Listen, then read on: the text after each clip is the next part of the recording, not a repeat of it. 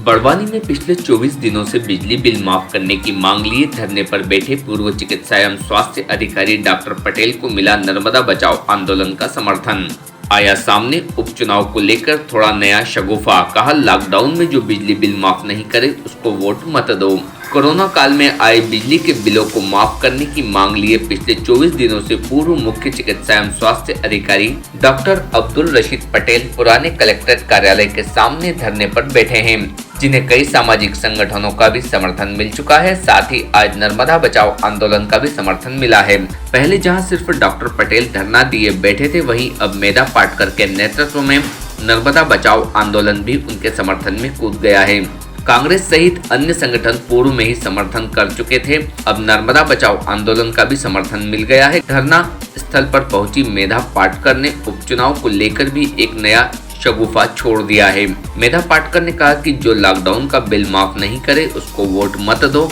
साथ ही उन्होंने आरोप लगाया कि कई ऐसे लोग हैं जिनके पास मीटर नहीं है लेकिन उन्हें बिल दिया जा रहा है। साथ ही उन्होंने कहा कि प्रदेश और केंद्र में एक ही सरकार है, यह जो चाहे वह कर सकते हैं, इसलिए छोटे दुकानदारों, किसानों, मछुआरों और बेरोजगारों का बिजली का बिल माफ किया जाना चाहिए। उन्होंने आरोप लगाया कि बिजली अधिनियम 2003 बदलकर 2020 में ऐसा अधिनियम लाया गया है जो निजीकरण को और बढ़ावा देने वाला है। उन्होंने कहा कि मध्य प्रदेश में 17,000 मेगावाट बिजली का उत्पादन हो रहा है, जबकि हमारी जरूरत 8,000 मेगावाट बिजली की है। इसलिए ना तो हमें अणु ऊर्जा की जरूरत है और ना ही हमें बिजली बिल और महंगे करने की जरूरत है, लेकिन कंपनियों का फायदा और आम आदमियों का नुकसान, इस सिद्धांत पर चलने वाली सरकार यह बिजली बिल माफ नहीं कर रही है। साथ ही उन्होंने कहा कि अगर सरकार बिल माफ नहीं करती तो और भी बड़ा आंदोलन किया जाएगा।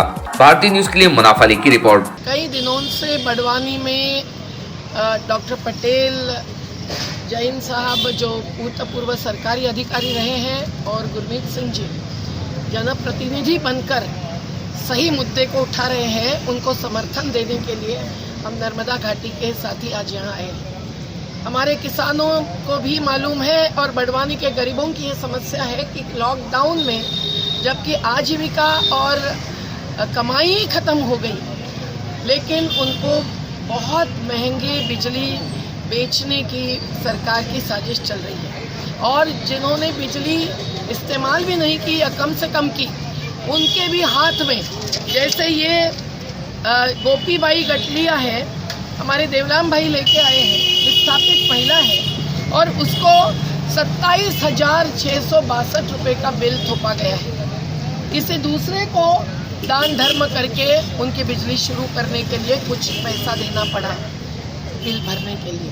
आज ऐसे बहुत सारे लोग हैं जिनके पास मीटर्स भी नहीं है और उनको भी बिल दिया जा रहा है। किस आधार पर, ये हमारा सवाल है। और किसानों को बिजली महंगी होना यही एक खतरा है, क्योंकि किसानों को नर्मदा के पानी से हजारों पंप से यहाँ सिंचाई मिलती गई है।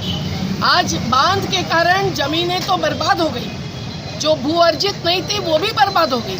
अब बची हुई ज़मीनों को भी अगर पानी लेने की क्षमता छोटे किसानों में नहीं रहेगी तो किसान बर्बाद नहीं होंगे तो क्या।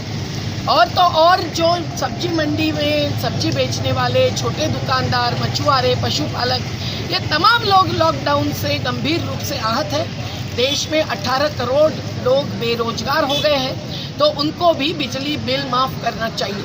प्रदेश सरकार और केंद्र सरकार एक ही पार्टी की सरकार है, ये दोनों मिलकर जो चाहते हैं वो कर सकते हैं, पर इनकी मनमानी तो चल रही है। बिजली अधिनियम 2003 बदलकर 2020 में ऐसा अधिनियम लाया गया है कि वो निजीकरण और आगे बढ़ावा देने वाला है। Sant Singaji power plant, Jhabua power plant Madhya Pradesh के निजी पावर प्लांट से बहुत महंगी बिजली बन गई है और पूरी बिजली क्षमता के अनुसार बन भी नहीं रही है। फिर भी मध्य प्रदेश में बहुत बिजली की उत्पादन क्षमता पहले ही निर्माण हो चुकी है, जो 17,000 मेगावाट तक है और हमारी ज़रूरत है 8,000 मेगावाट की।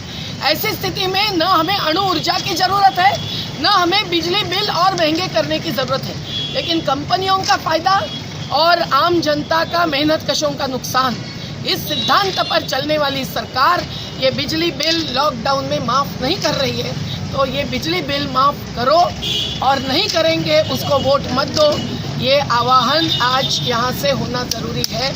इसीलिए हम कहेंगे लड़ेंगे, बिजली बिल माफ करो। हमने 30 सितंबर से हम लोग आंदोलन पर बैठे हुए हैं, धरना आंदोलन पर। इसका ज्ञापन हम पहले दे चुके थे कलेक्टर साहब को और सबको दे चुके हैं कार्यालय में। और हम लोगों का लगातार 24 दिन हमको यहाँ धरने पर हो गए हैं। आज तक हमको कोई रिस्पांस या प्रशासन से या शासन से नहीं मिला है और ना कोई अधिकारी यहाँ हमसे बात करने आए हैं। और हम लोग अनवरत चल रहे हैं धरना पर। हमारे डॉक्टर साहब का और हमारे श्री गांधी जी का सहयोग हमको सतत चल रहा है। और हमारा यही कर्तव्य है कि जब तक ये गरीबों के बिल अंततः माफ़ नहीं किए जाएंगे मार्च से अगस्त तक के, तब तक हमारा ये आंदोलन चलता रहेगा, चाहे इसके लिए हमको कुछ भी करना पड़े। हम चुनाव के बाद इसको और ही उग्र रूप देने का हम लोगों का प्लान है कि चुनाव जैसे होते हैं और नहीं जो भी सरकार बनेगी चाहे कोई भी हो, हम उसके अगस्त में अपना आंदोलन तेज करेंगे और उग्र करेंगे। चाहे इसके लिए हमको भूख हड़ताल करना पड़े, आम अनशन करना पड़े, आम प्रहार करना पड़े, तो भी करेंगे। इसके लिए हम पीछे नहीं हटेंगे, चाहे कुछ भी हो। हमने जो कदम बढ़ाया है उसको हम पूरी तरीके से और सक्सेस करके ही हम लोग दम लेंगे। Subscribe now to most exciting channel ever.